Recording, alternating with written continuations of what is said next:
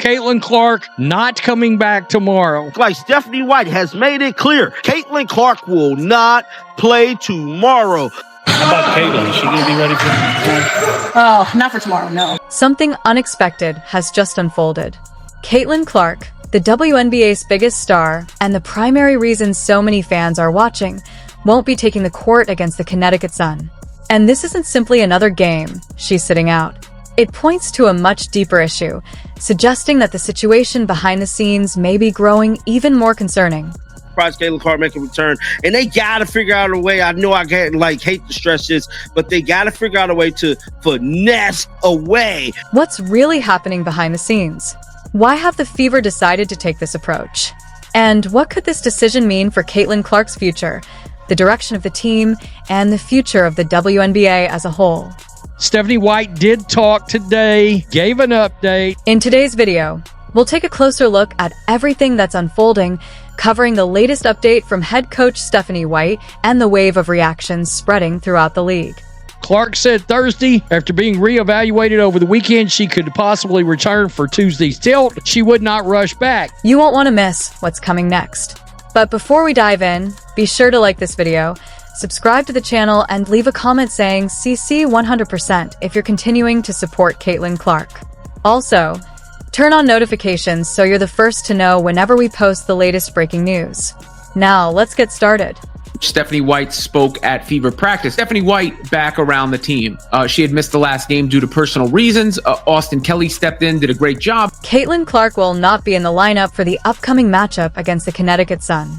According to head coach Stephanie White, the decision goes far beyond simply giving her a night off. Instead, it's about protecting her health and making the best choice for the long run. Following an evaluation over the weekend, Clark was cleared to resume certain basketball activities, including limited practice sessions. However, that progress doesn't necessarily mean she's ready to return to game action just yet. You know, I think for us, it's we've got to work, both her and Sophie, back into, are they in basketball condition? Coach White made the situation clear. Clark has not yet regained full basketball conditioning. She explained that although Caitlin has begun increasing her workload with shooting sessions and light on-court drills, she still hasn't been cleared to participate in full contact, 5-on-5 practices. That's the critical distinction.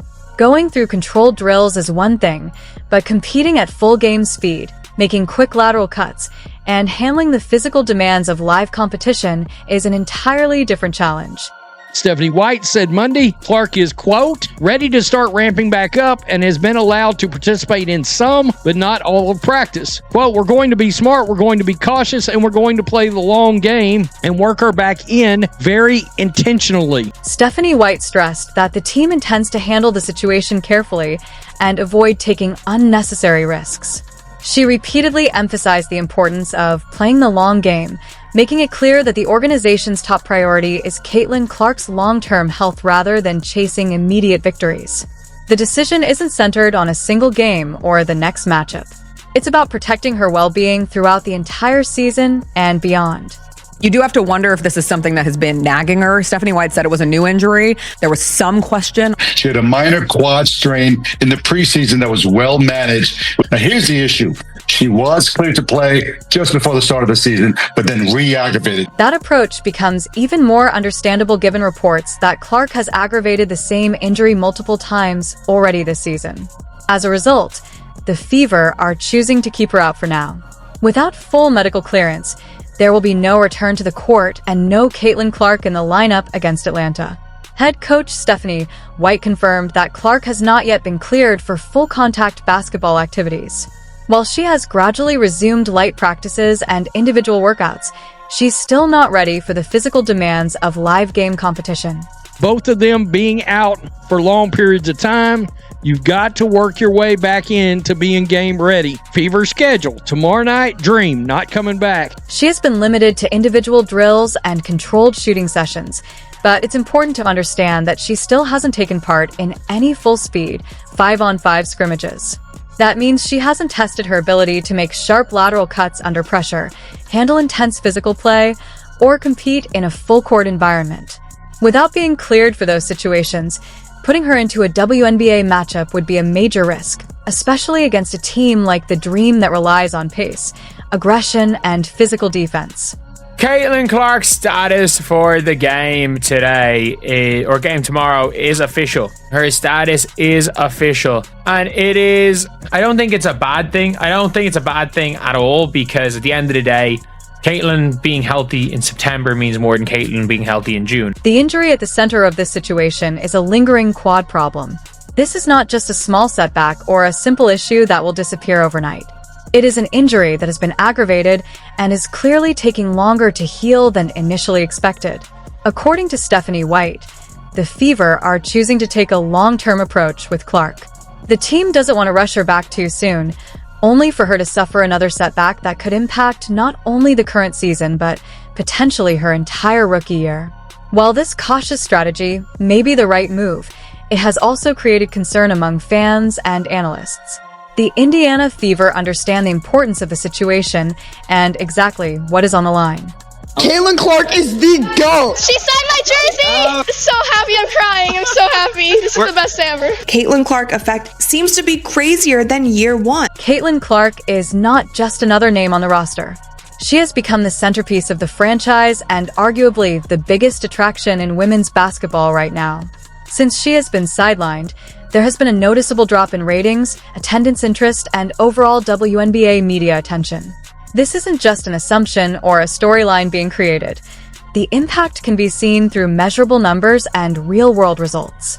White said the same goes for Sophie Cunningham, who has been limited to just 4 games this season due to an ankle injury. White said that Cunningham was also limited in Monday's practice. Ticket prices for Fever games have fallen significantly when Caitlin Clark is not on the court, and the surrounding media attention has also taken a major hit.